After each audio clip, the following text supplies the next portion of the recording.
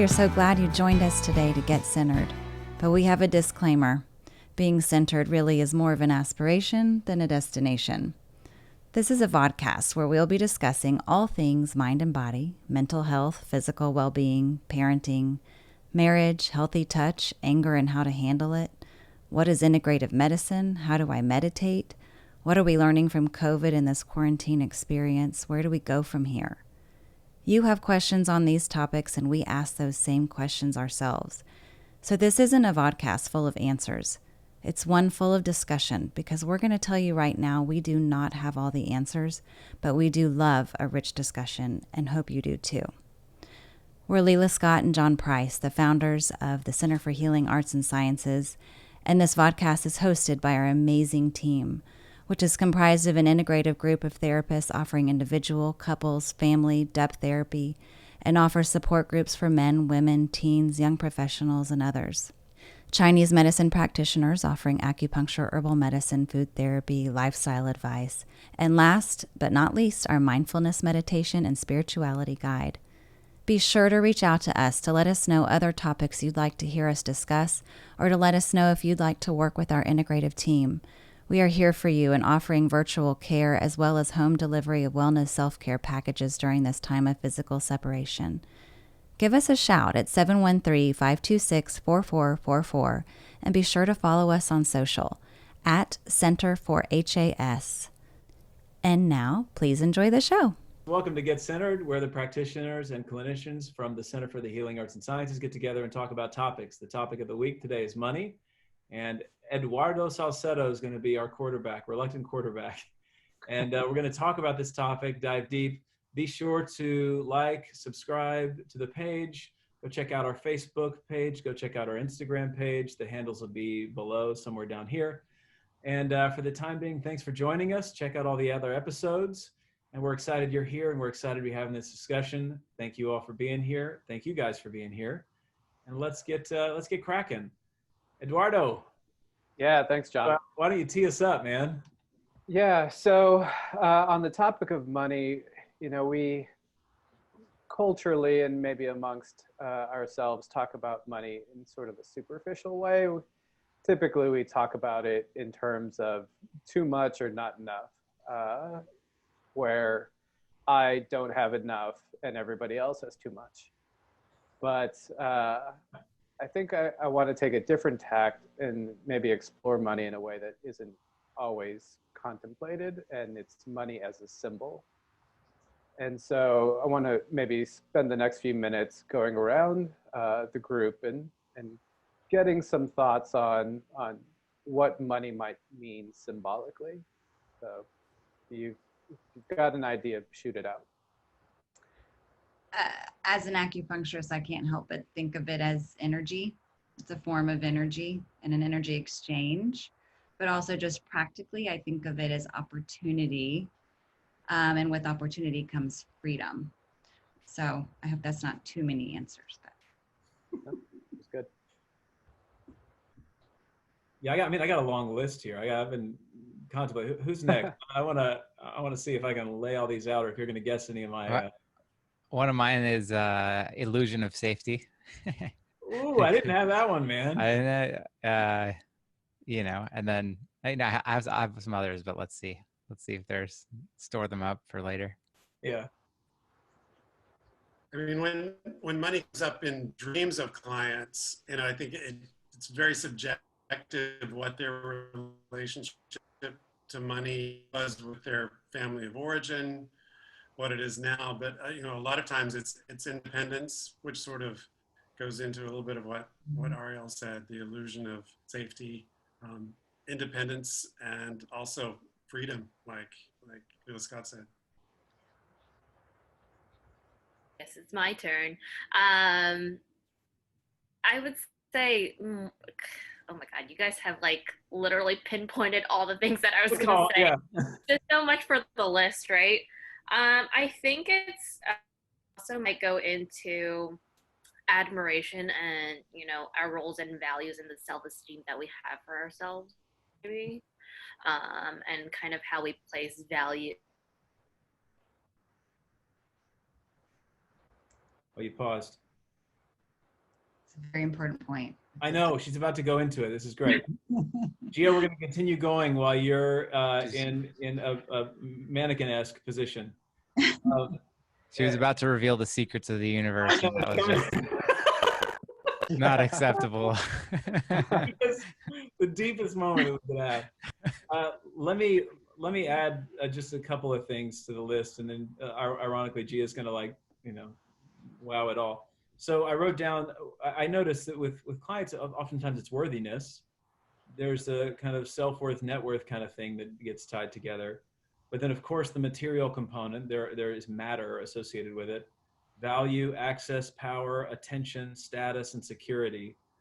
And I want to emphasize also what y'all were saying about freedom. I really think I tend to find people associate their fantasies of money with like freedom to operate in the world, how that, to give in to their inclinations, to be spontaneous, to not be held down. And the irony is that sometimes as you get more and more wealth, you're actually obligated in new ways that you didn't have before then. But that's the kind of stuff that came to mind for me.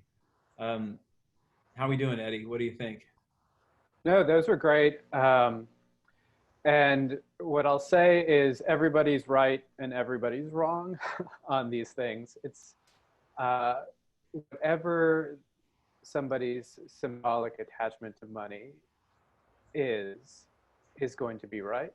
But it's almost always going to be incomplete, because the idea of money as a symbol and money in general is it's one of those symbols, and as a Jungian, I'd say one of those archetypes that is all encompassing. It can be whatever it is that we want it to be, or whatever it is that we've grown up with it as. It is essentially universal, and I think that's the point of this topic and this conversation, is that in looking at money, we're looking into ourselves, and we're looking into our cultures, and we're looking into, again, to use Jungian term, the collective unconscious. And those three things really define how we view money, whether we view it negatively or positively or neutrally. And so we can really derive a lot of insight into ourselves and into the culture by analyzing money again as a symbol.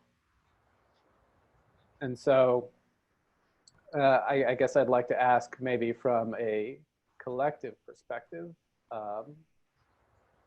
money as just something that's been with us for thousands of years. What ideas might someone have regarding money sort of as a global symbol?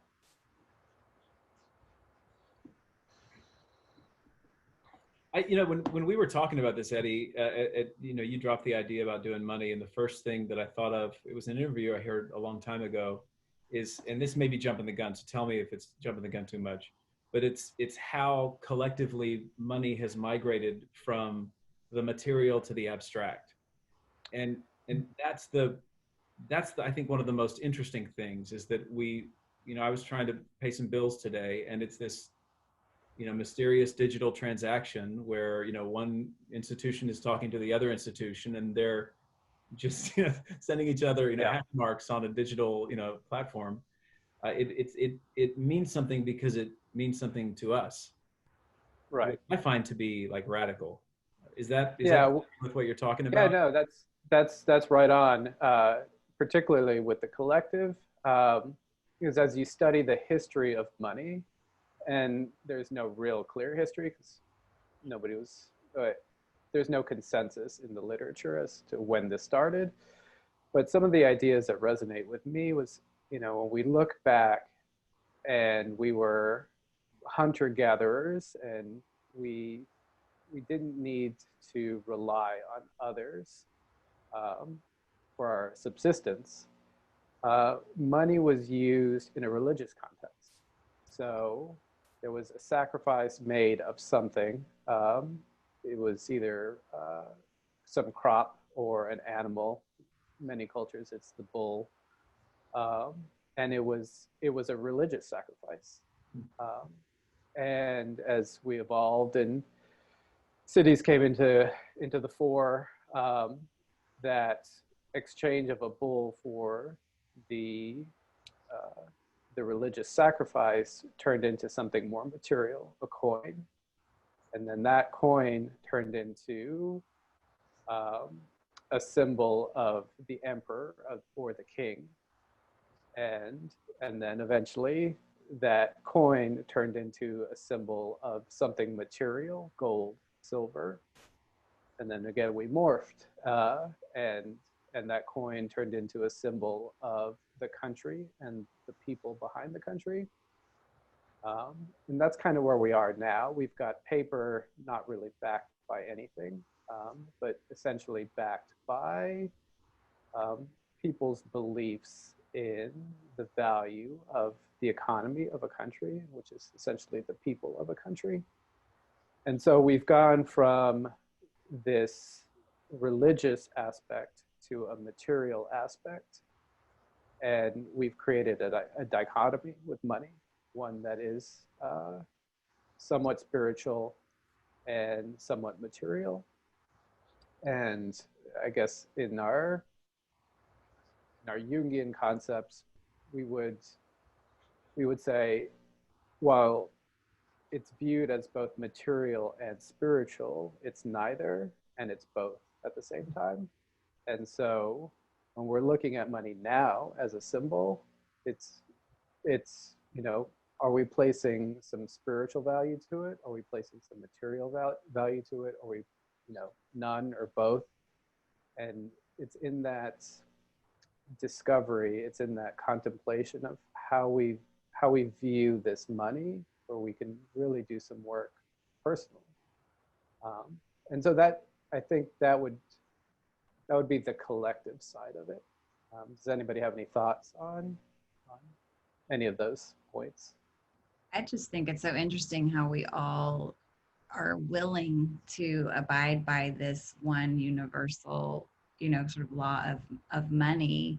But then at the same time, we have this, I won't say complete, but a real reluctance to talk about it or make it known, whether even within our own family units, people will, parents will keep it a secret from their children, and even into their older years when the children actually really need to know about their parents' financial situation so they can plan if they need to take care of parent, I find it interesting that we're all living this way and tight-lipped about it at the same time.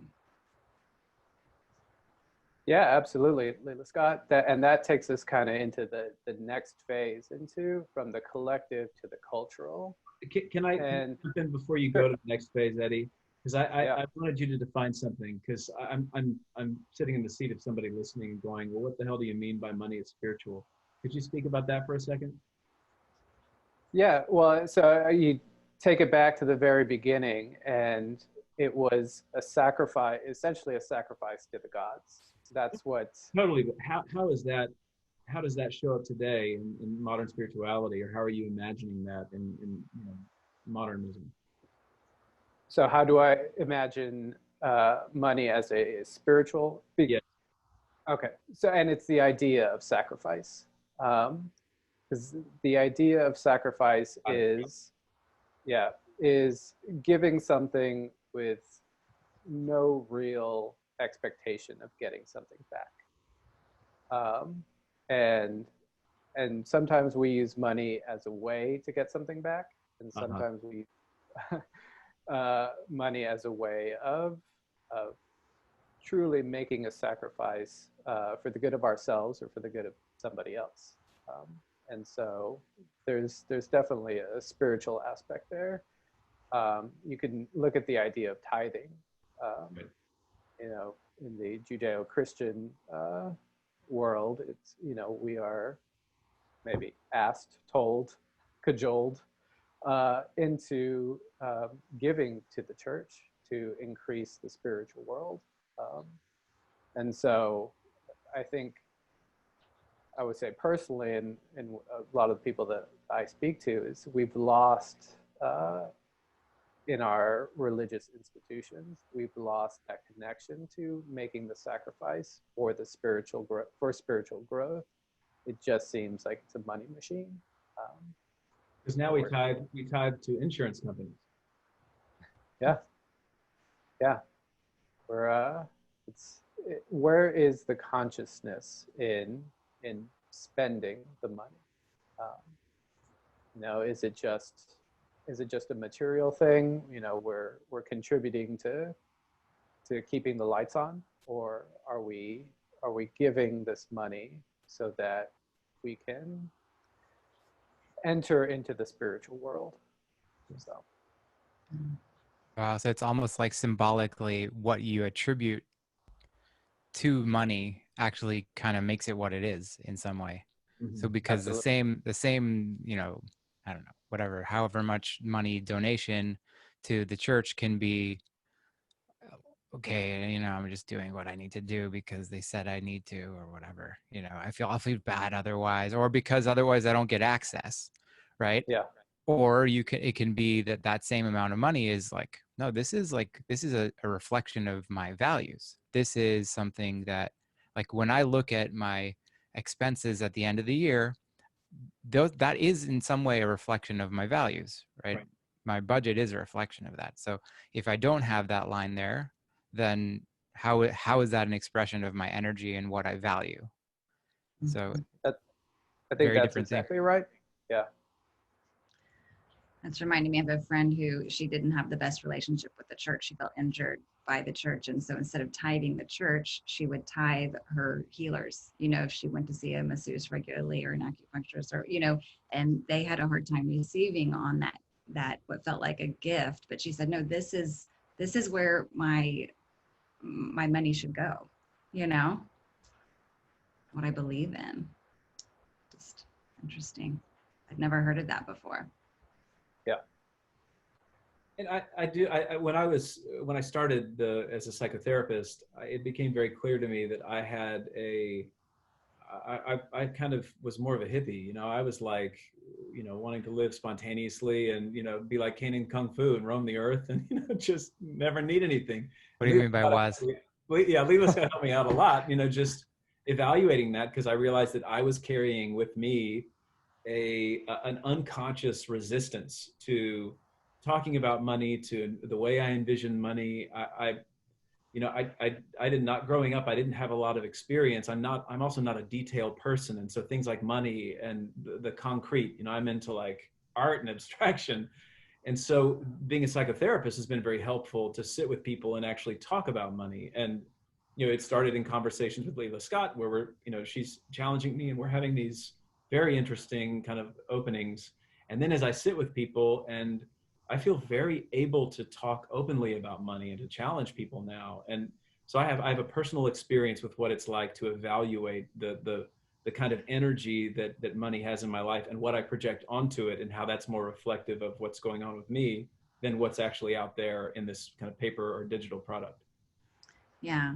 Well, and I think the word we've talked around it, we haven't specifically said the word shame, but I think people can feel very shameful if they don't have enough, or very shameful if they have what is perceived to be too much, And as somebody who goes into one of the healing professions or service professions, we tend to come from either a personality or a place or point of view that, oh my gosh, I should just be giving these services for free. And of course, that's not sustainable. We can't do that. There has to be an exchange. But something you had said earlier, Eddie, I wanted to circle back to, is this like that the money goes away. We spend it and it's like this arrow that goes out. But there is an exchange, even if the exchange is a hard lesson because it was a bad investment or what have you. But it's much more like I think of it like a boomerang or a circle, It's coming back to you, whether you spent the money and got a car, you spent the money and had acupuncture, or you spent the money and you lost it all, and you have to look at what was behind all of that. This is circular, and that kind of takes you back to the energy thing. But just for whatever it's worth, I just think it's interesting. most children I've been around, the first shape that they draw is a circle, you know, and we talk about the circle of life, that if we can kind of stop looking at even money as this trajectory out, that it doesn't give us anything in return. And yes, we've kind of agreed to this weird piece of paper or, you know, credit card or whatever. But, you know, like you said, having the consciousness around it to understand that this is a give and take.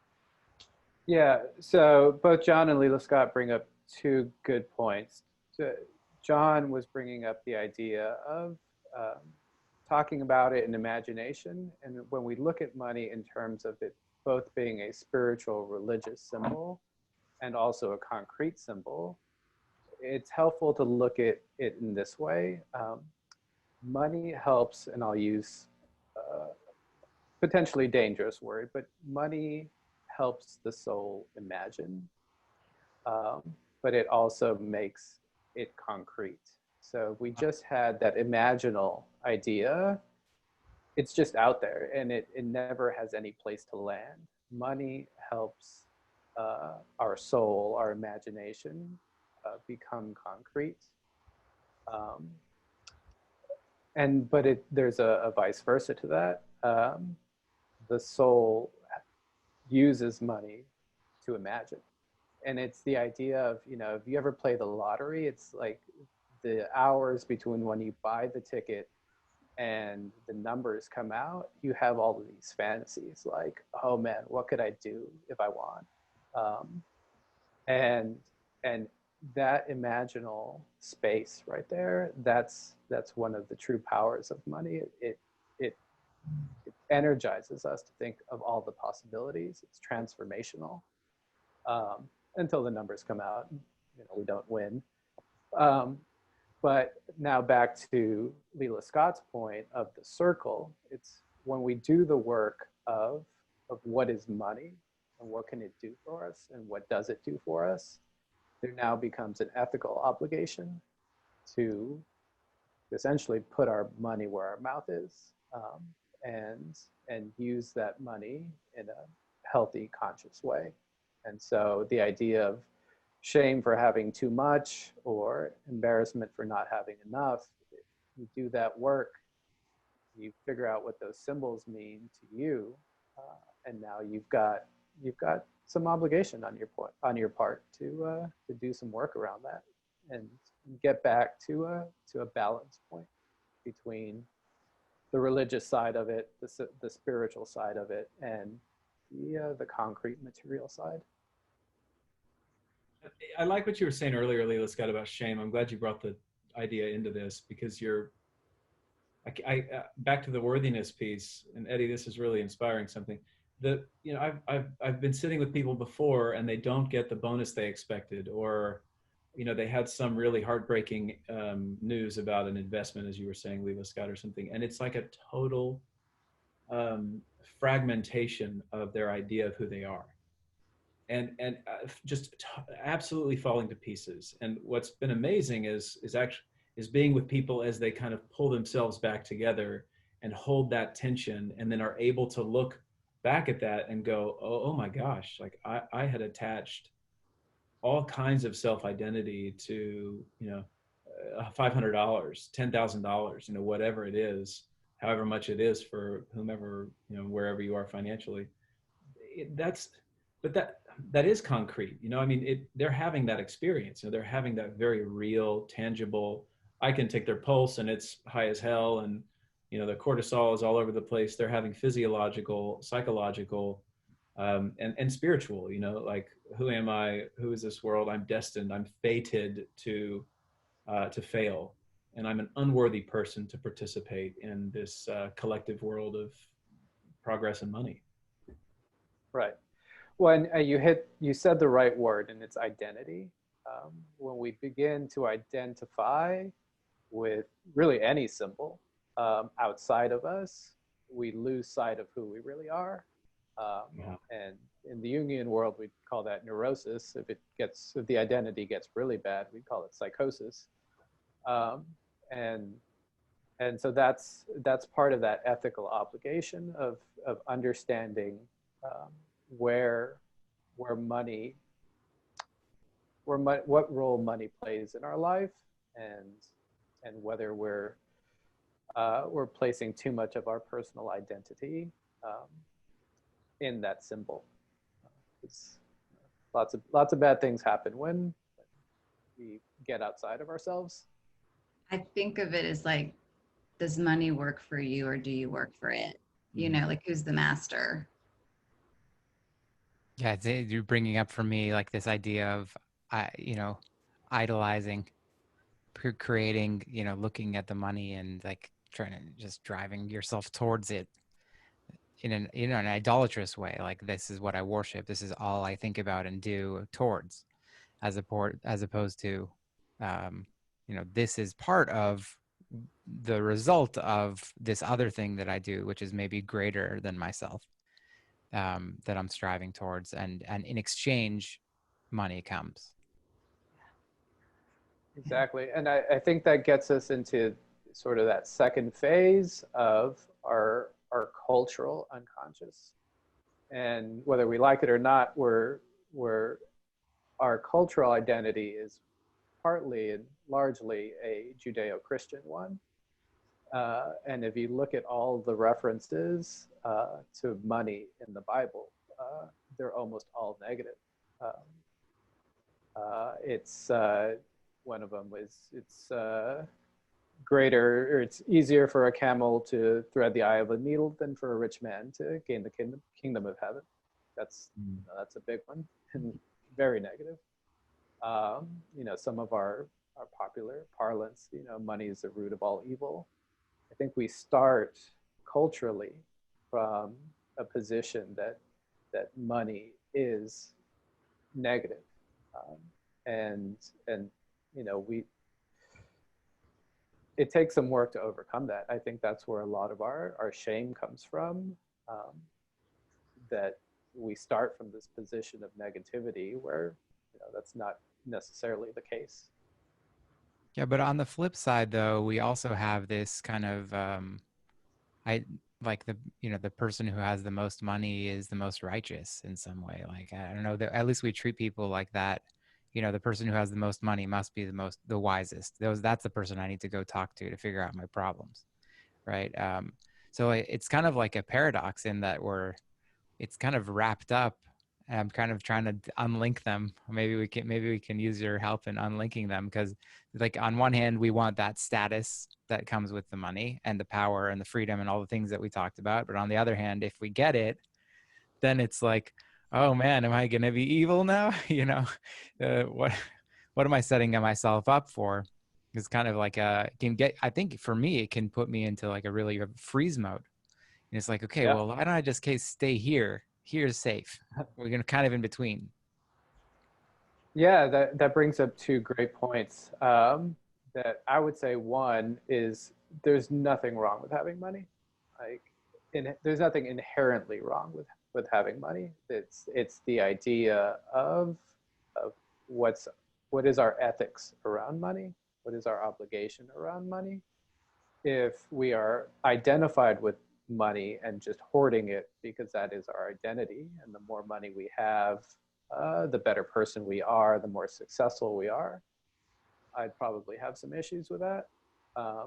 But if we have a ton of money and we're employing a lot of people and doing a lot of good in the world with it, most people would have less of a problem with that. And so it is the idea of the ethical obligation regarding our view towards money. And that's talking about people that have a lot of money, but we can go to people who don't have a lot of money. The idea that we keep ourselves small because we don't have it, or we keep ourselves small because we don't want to become overcome with those burdens. It makes me think of the idea of low overhead. And the phrase low overhead comes from caveman days, where we were living in the cave literally with low overhead, and it's about safety.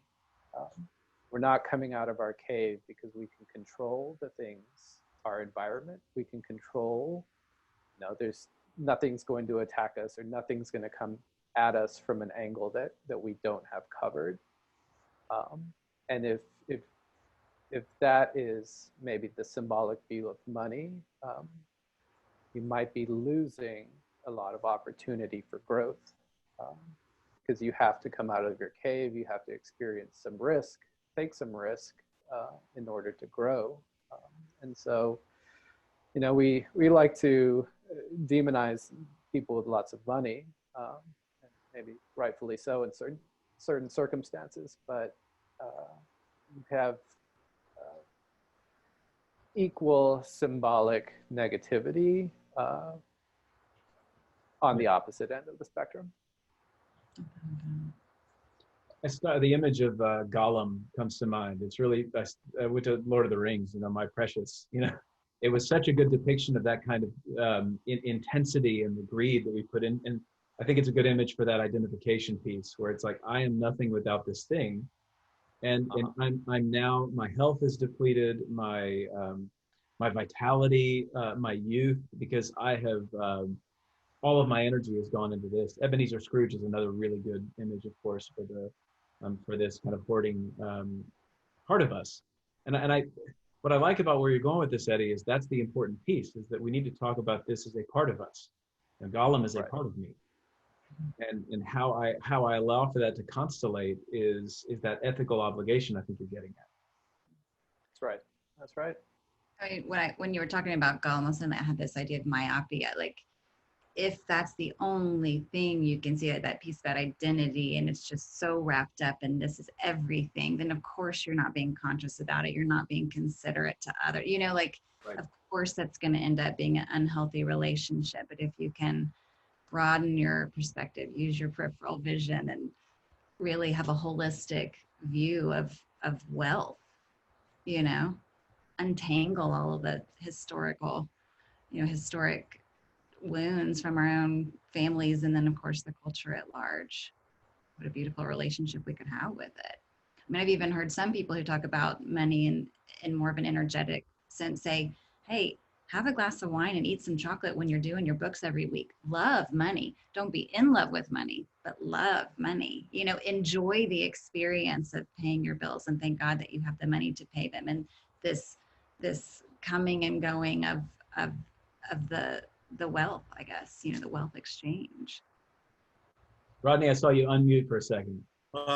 Yeah, but I think Lewis brings up a great point. I think we also have to acknowledge that if we can talk about the symbolic meaning of money, we're in a really privileged position if we're not talking about whether or not we're going to be able to eat next week. And on a global scale, it's a very small percentage of us that can really talk in these sorts of terms. And when we're talking about greed and things like that, there's also need, and basic needs of everyone's life. So, I think we also have to sort of acknowledge that into the spectrum. Absolutely. And again, it plays into our ethical obligations for our fellow man. It's, we should be creating systems and doing things with our money that allow everybody to survive first. You've got to survive before you can thrive. And you're absolutely right that we are in an extremely privileged position to think of money in these terms, and that is our obligation now. It's But I would say that it's not that it wouldn't be just as helpful for somebody in need to think of it symbolically and to relate to it in this way. It might be a more challenging conversation to have, but I think it would be just as valuable. Potentially. Potentially, well, because if you're on the end of things where it feels like money is just not coming, it's a stuck energy, it's a stagnancy, then to understand symbolically what that means and what kinds of ways you can take the dams down, get that energy to flow toward you, that could be useful. I'm thinking a lot about charity for some reason. I think partially because this is the time of year, like Jewishly, where we're leading into the high holidays. And so there's this notion that charity and acts of good deeds and self-reflection are the things that are going to change our fate in the world. So we kind of like wrap that up into this time. And I'm thinking a lot about charity in my own life, but also just generally, because on a in a Judeo-Christian lens, and I think even in Islamic lens, there's this notion that it doesn't matter how much you have, you have an obligation to charity, and it's like it's sort of proportional. Like we said, it's an obligation, and it's in proportion to what you have. And what I find is really interesting is that, at least in the text that I have looked at, they don't differentiate. They even say specifically, like, it doesn't matter, even if you are on the dole, like even if you are like receiving charity, you need to give charity. I think about this time that I was so touched by. It's a few years ago when I was living in Los Angeles. I saw this guy on the street, and he was asking for some money, and I asked him, "Are you hungry?" He said, "Yeah, I'm super hungry." So I walked into a Subway with him, like Subway sandwiches.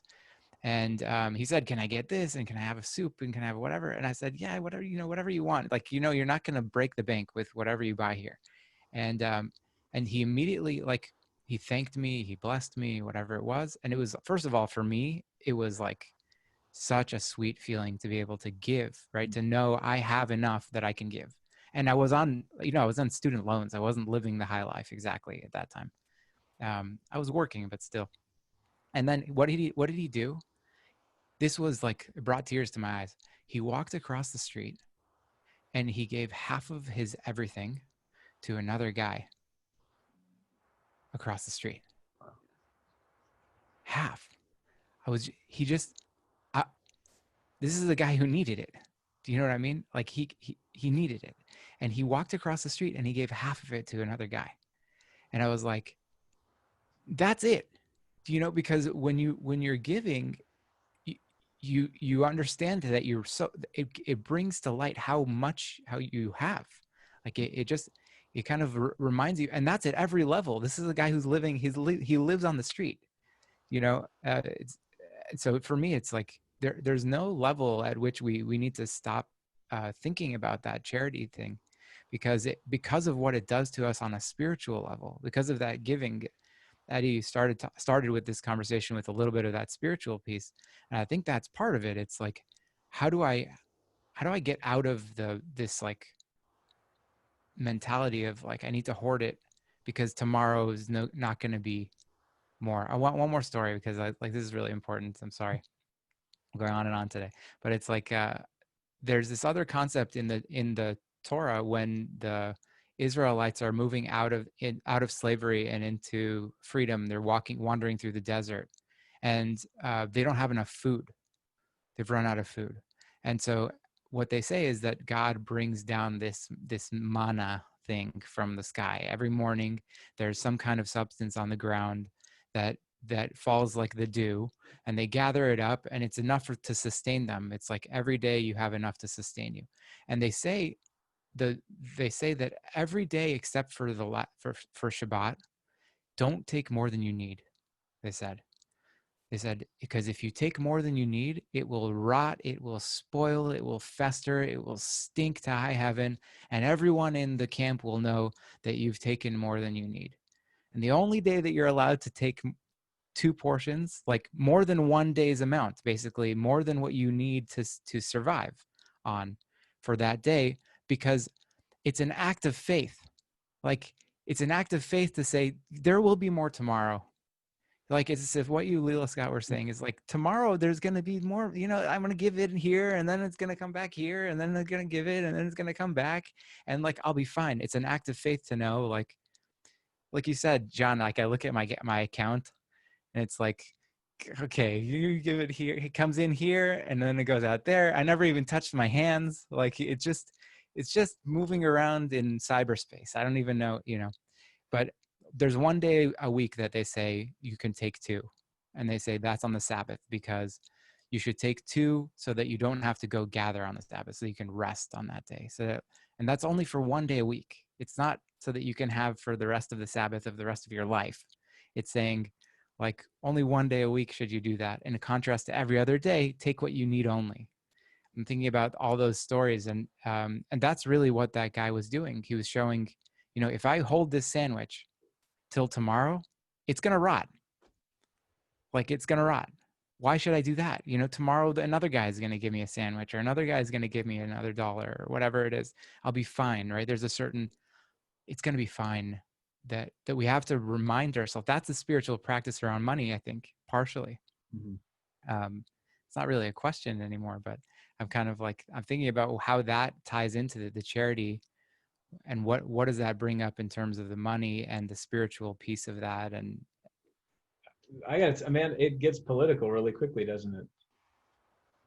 Well, it does, but we don't even have to go to the political. We can stay on the level of symbolic, and it's, if we feel like we must hoard or must take more than we need, what does that say about us? Like, what does it say about us internally, psychologically? And we can start from there. I don't know if it's a Jung quote, but we hear it all the time. It's fix yourself, fix the world. And it starts with our own understanding of our attitude towards money. And that might, we go back to that obligation. If maybe we understand it, then maybe we can act with a healthier view towards it.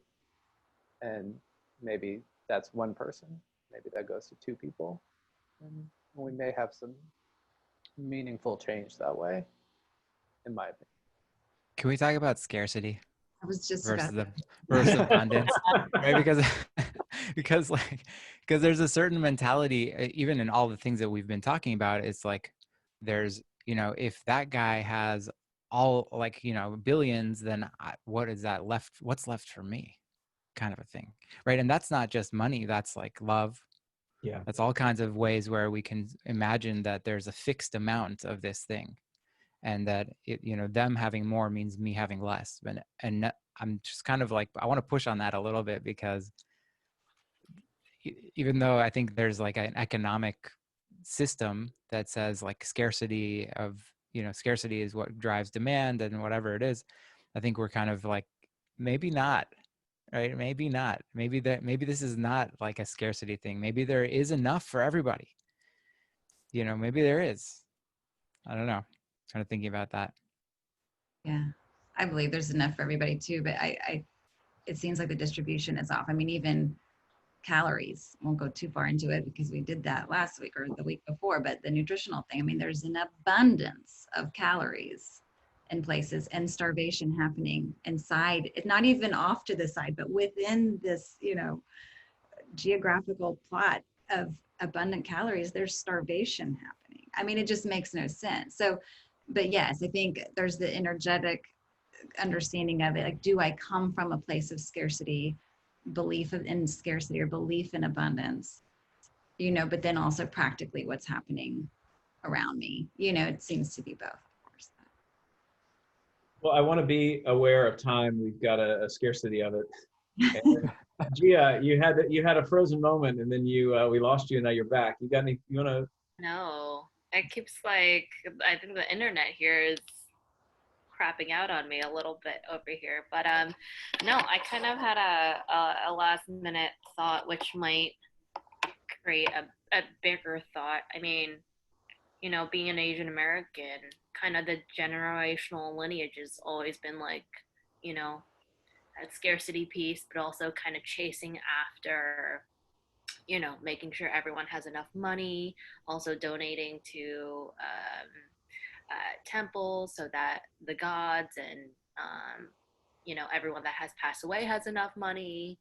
So it's maybe kind of, on a cultural level, for what I've seen is, we are kind of holding on to that money because we're so afraid to lose it. And we want to make the most or the best decision for ourselves possible, so that everyone preceding us has that is taken care of, essentially. And, you know, I agree that we should all have a healthy perspective, but then also on the other side of it, it's also like, you know, we kind of need on a cultural standpoint, we kind of need to tend to, you know, how we take care of ourselves and each other. And so it's kind of that hoarding mentality, right? So it's like two hands, yeah, on either side. So, Paradox, right? yeah, Yeah. it's kind of crazy. Good thought. But yeah. Eddie, any closing thoughts or? Yeah, I would, like to leave it on a question, and the question would be, what does money mean to you, and how is that impacting your life? Mm. I think just that examination will stir up a lot, and maybe you can go from there. Any other thoughts? Little threads hanging out for anybody?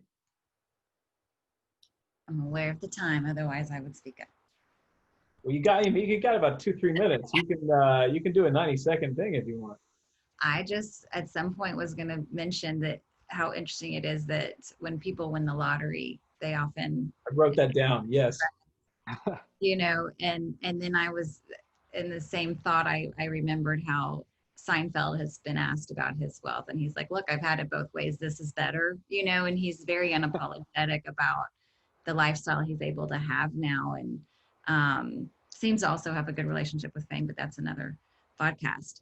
But I just was wondering, like, what's behind that? Is that because Seinfeld worked and had it, you know, this work ethic is what brought his wealth, and with a lottery situation it just kind of happens all of a sudden? Or is it because one's relationship to money wasn't tended to, and then boom, there it is, and all of a sudden it is identity, and they didn't know how to manage it, and it's gone? It's maybe a bigger conversation than we have time for, but I just am interested by that. Well, it's an offshoot. It's an offshoot to money. It's the Protestant work ethic, and we have tied work and money together. And sometimes the relationship is right, and sometimes it's not.